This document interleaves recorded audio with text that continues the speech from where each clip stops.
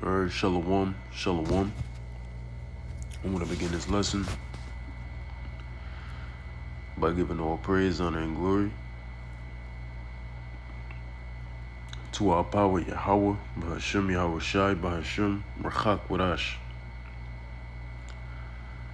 Double honors to the apostles and the elders of Great Millstone who have taught us all this truth in the spirit and power of Yahweh, Bahashem, Yahweh Shai. I'm Shaquat, and I'm back with another lesson. We're willing to edifying to the hopeful elect.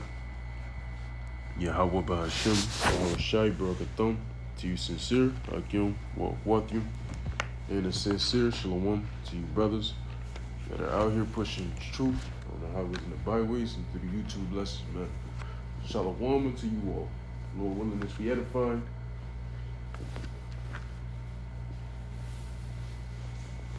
And exhorting to the hopeful elect, alright? So without further ado, I want to get into it a little bit here. Through the spirit. So the brother Bayan, he brought out a article thing from Twitter last night at camp.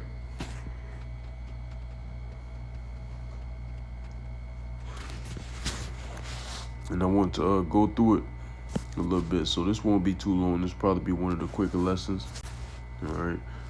We'll see through the spirit where the Lord takes us. But this is fair use, fair use. This all will be conducted under the Fair Use Copyrights Act of 1976, for all public information will be used for the purposes of education, teaching, criticism, news reporting, and research. This video will not be monetized.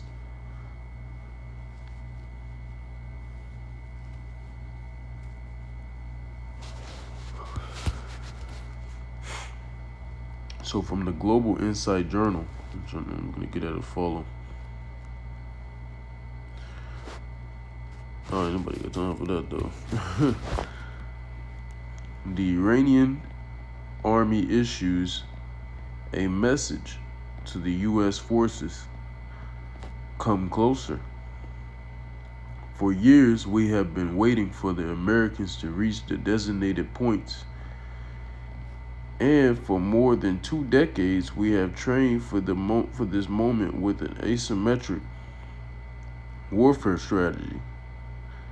Now we have only one message for the American soldiers: come closer. So that's how Iran feels right about now, man. Allegedly. All right, come closer.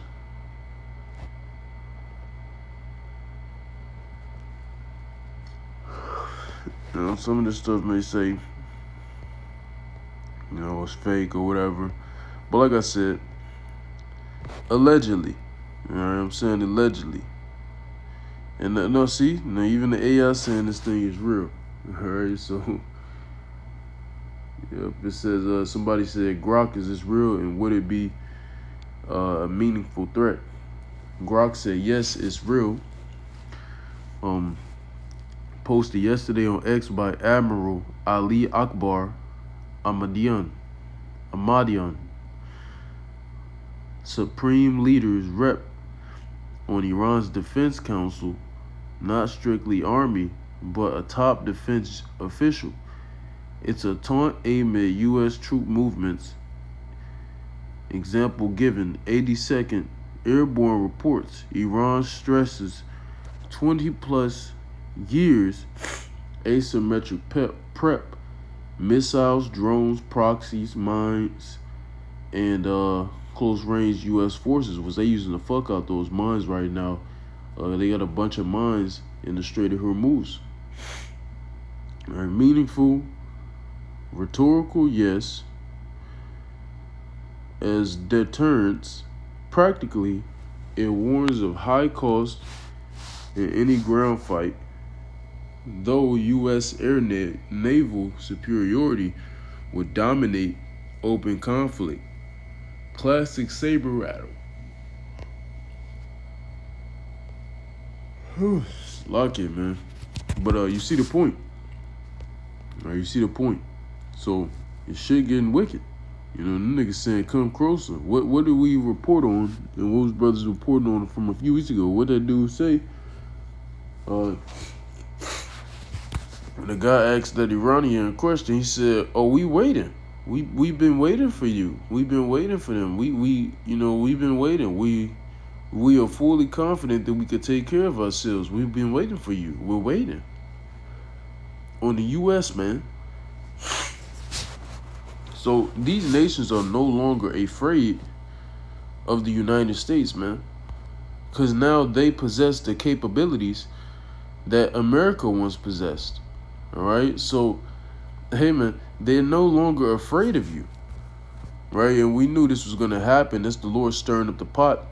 Ultimately, this doesn't mean too much yet. It does mean a lot, but nothing's gonna, like, World War III nuclear missiles aren't gonna start flying tomorrow, right? They're just not gonna happen, all right? Because the mark of the beast has to be mass implemented and mandated, all right? But until then, you will not see the full parameters of World War III, right? But that's coming soon, very soon. So I want to go to some precepts. Let's go to the book of Joel, chapter 3. And I'll start at verse 9. "Proclaim ye this among the Gentiles. Prepare war. Wake up the mighty men. Let all the men of war draw near. Let them come up. And now all the Gentiles have prepared war." It's like, and all the Gentiles have prepared war. And now they've come up on the level, right? They've come up on the level, man. "Beat your plowshares into swords and your pruning hooks into spears. Let the weak say, I am strong. Assemble yourselves and come, all ye heathen, and gather yourselves together thither cause thy mighty ones to come down, O Lord. Let the heathen be wakened and come up to the valley of Jehoshaphat, for there will I sit to judge all the heathen round about." So, hey, man, the heathens are now saying they are strong. Let's go back to that verse 10. It says, "Beat your plowshares into swords and your pruning hooks into spears. Let the weak say, I am strong." So now they are not afraid of America anymore. Come closer. Come on. What the? Hey, man. This shit hilarious, bro. Just seeing how America ain't the same, macho, brawlic man it once used to be, or woman that it once used to be, right? And it's not like America's power has waned, literally, but the power of the nations have waxed, all right? Their power has waxed. So now they are saying they're strong in America. Everybody has the same thing now. It's not just America holding all these nuclear missiles and all these things. Now everybody has it. All right, everybody got the numbers. Everybody has the missiles. Everybody has these different weapons in the arsenal. All right, like the Lord said in Jeremiah 51, he's opening up his armory. Right? So these people aren't scared anymore. I want to see what's that, Joel 3 and 10. Let's see what that says in the MSG. So Joel 3 and 10 MSG.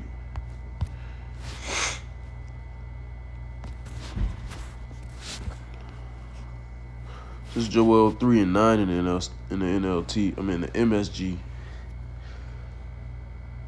"Announce this to the godless nations. Prepare for battle. Soldiers at attention. Present arms. Advance. Turn your shovels into swords. Turn your hoes into spears. Let the weak one throw out of his chest. Let the weak one throw out his chest and say, I'm tough. I'm a fighter." Hurry up, pagans. Wherever you are, get a move on. Get your act together. Prepare to be shattered by God. Ooh-wee. What that mug say? It said, let the weak one throw out his chest and say, I'm tough. I'm a fighter. Man, now these nations, they're throwing out their chest and they're like, hey, what's up, America? What the fuck is up? 20 plus years ago, Iran would have never been on this timing with Babylon the Great. But now we're at a point where they're like, come closer. Come closer. They're no longer afraid, man. Come closer. I'm a fighter. Let's do this. Man, this place is done. And Barakatah Yahweh Bahashem Yahweh Shai, man. All praises definitely due. Look at that, man. Let's read that again. Let the weak one throw out his chest and say, I'm tough. I'm a fighter. Damn, man. Man, this is amazing. This is amazing right here. I want to ask ChatGPT something.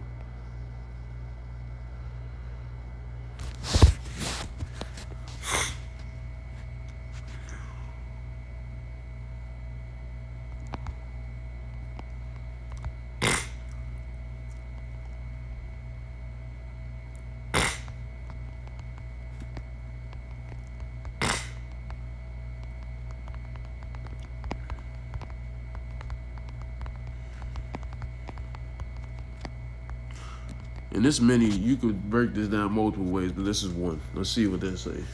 Chat say.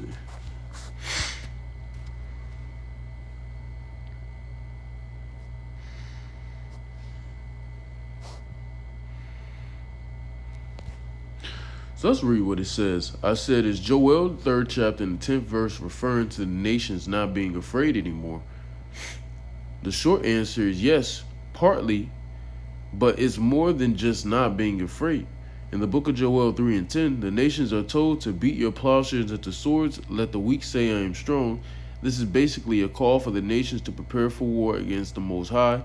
Not a peaceful mindset, of course, we know this. We're in a time of war, not the time of peace.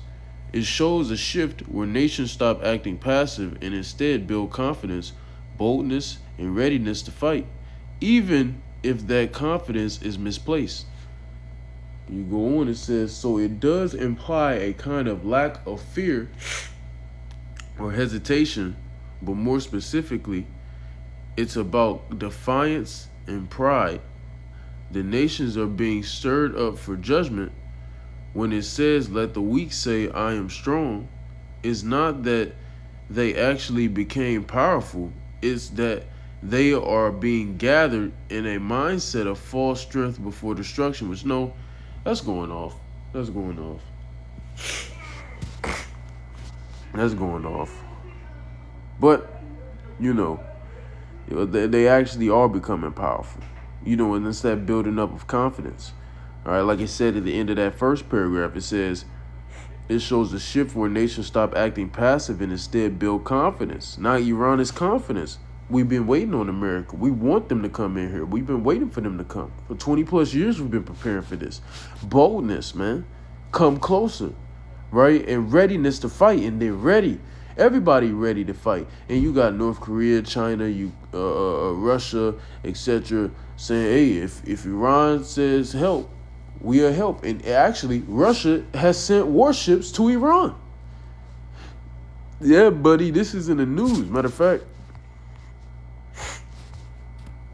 let's see. Yeah. Yep. Russia.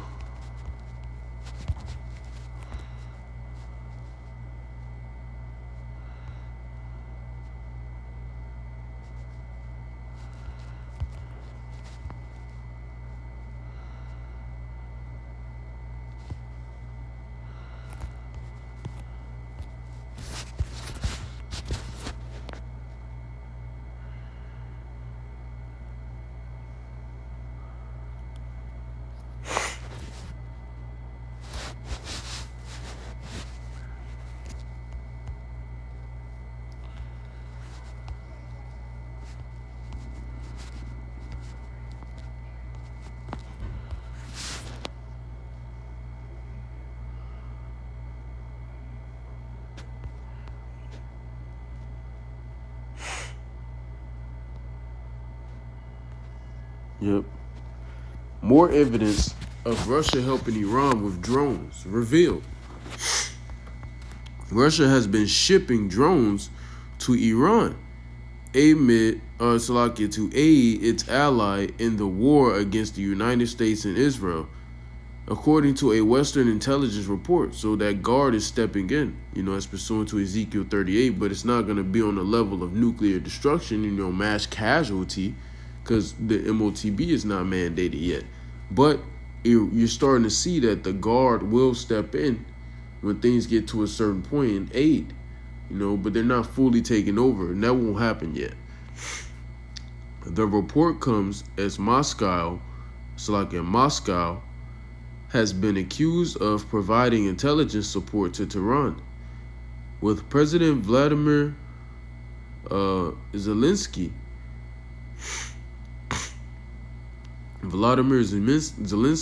claiming on March 24th that Kyiv has irrefutable evidence that Russia is helping Iran target U.S. assets in the Middle East. And yeah, we already knew this. Actually, they were giving up they was blowing up the spot on February 28th when this shit first popped off to Iran, right?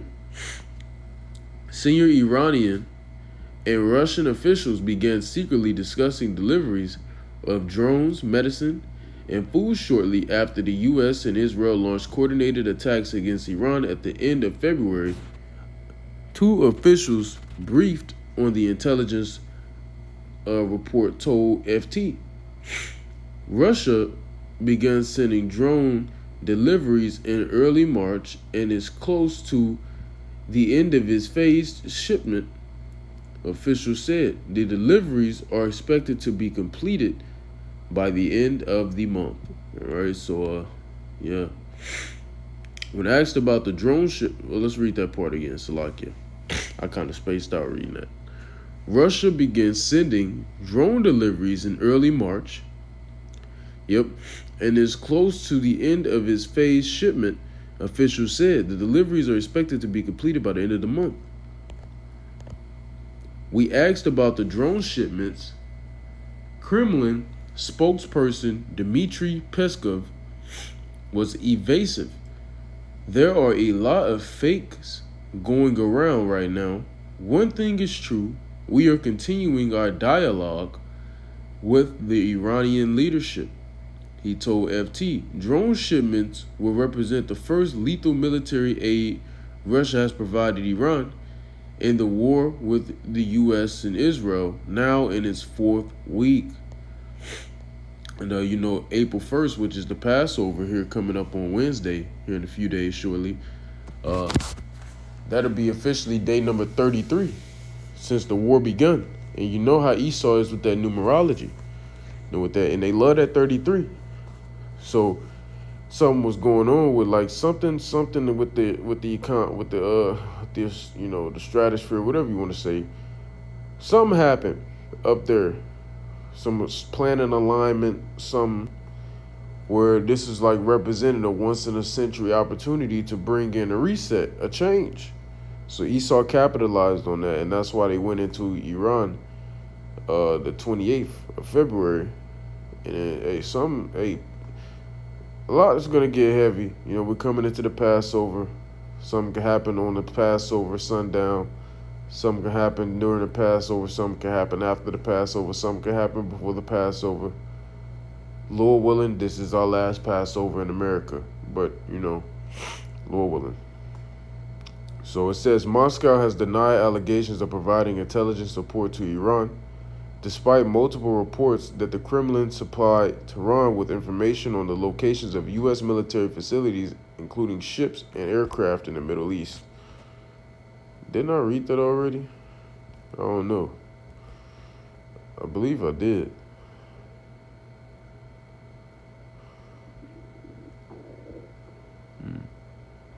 Nonetheless, Russia is aiding Iran. Go back over here.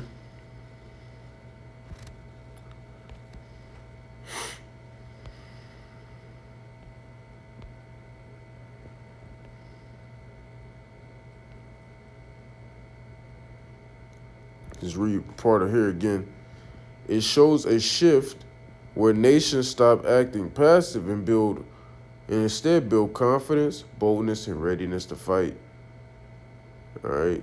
even if that confidence is misplaced. So this is a beautiful thing that we're witnessing, man.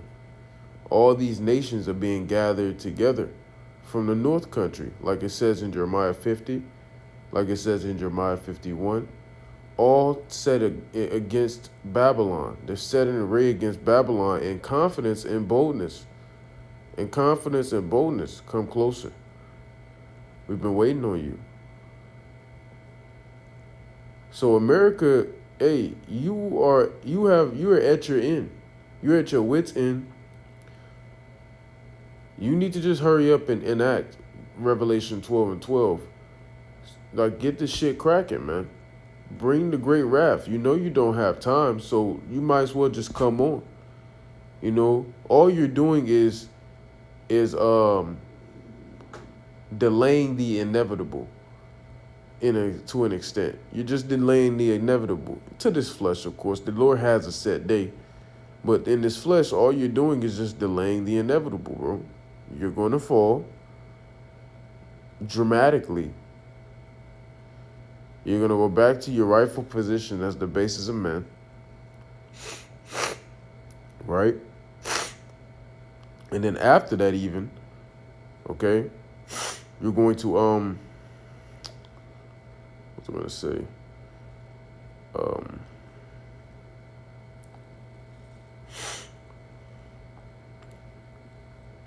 Fuck these bodies, man. God damn. Fuck these damn bodies.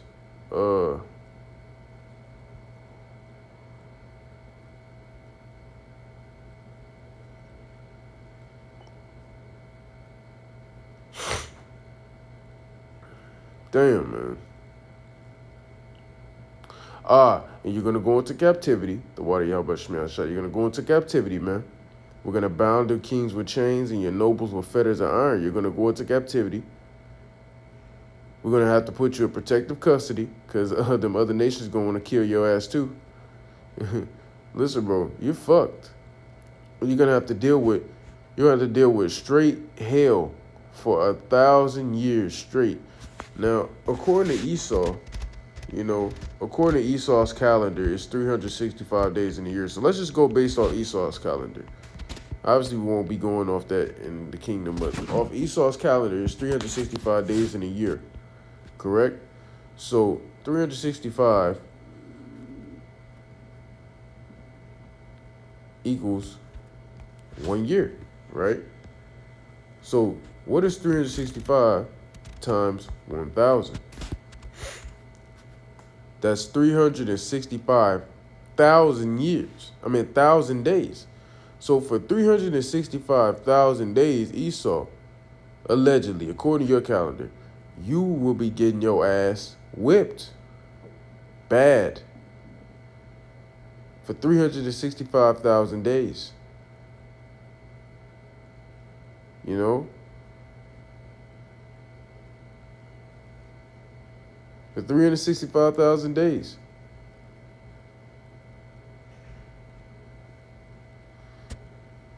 Pretty sure if you do this, that's approximately 8,760,000 hours. 8.76 million hours.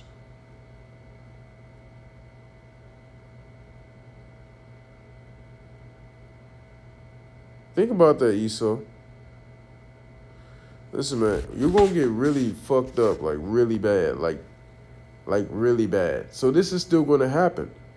And then after your 1,000-year period, it's pursuant to Obadiah 1. It's only one chapter, but the 18th verse and a little earlier as well, and etc. It's pursuant to Deuteronomy, the 25th chapter, towards the end, the last verse. We're gonna exterminate y'all after the 1,000 years is done. On that 1,001st day, we are going to completely exterminate you as a race of people, and that has never ever happened before, as it says in the book of Ecclesiastes, I think chapter 4, where it says there's no end to all the people. So that's never happened and taken place before. But there's always a first time for everything, right?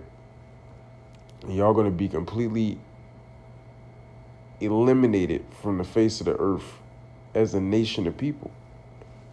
And it's gonna be done by a pit fire. Gonna burn your ass. All right? So it's just beautiful to see all these prophecies coming to pass. These nations are no longer afraid of America. They're actually taunting America, saying, come closer. The great king of Babylon, the great Babylon, the great America now are being taunted by the heathens, man. That's like what the book of Habakkuk 2 say. Let's go grab that. Oh, fuck. Damn, let me just click this. Habakkuk chapter 2. Verse 12. No, not 12. Let me see.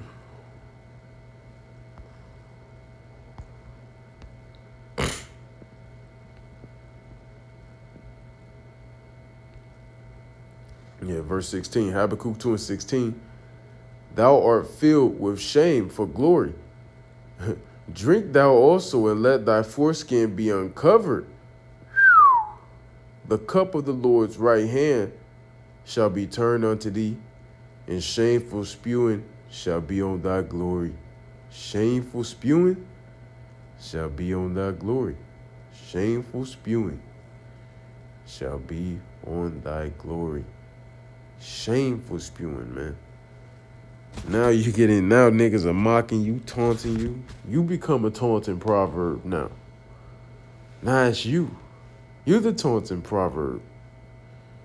Shameful spewing is now being placed on your glory. I believe something that backs this is maybe in Nahum, the 3rd chapter. Let's see if that's what I'm thinking about here.